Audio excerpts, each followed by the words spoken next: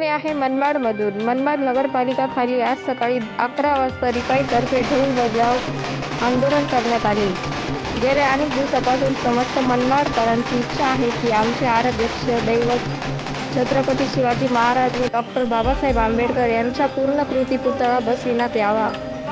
गेल्या अनेक वर्षापासून या महापुरुषांचा वापर मत घेण्यासाठी होत आहे. तरी आपण लोक भावनेचा आदर करून त्वरित आपण दोन्ही महापुरुषाचे पूर्णाकृती पुतळे 14 एप्रिलपर्यंत बसवण्यात यावे.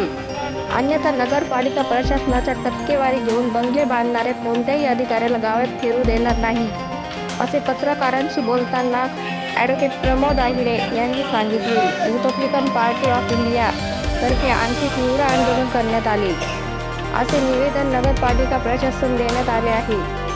यावेळी दिनकर भिवर, दिलीप नरवडे, कैलास आहिरे, गुरु निकाळे, ॲडव्होकेट प्रमोद आहिरे व रिपाई पदाधिकारी उपस्थित होते.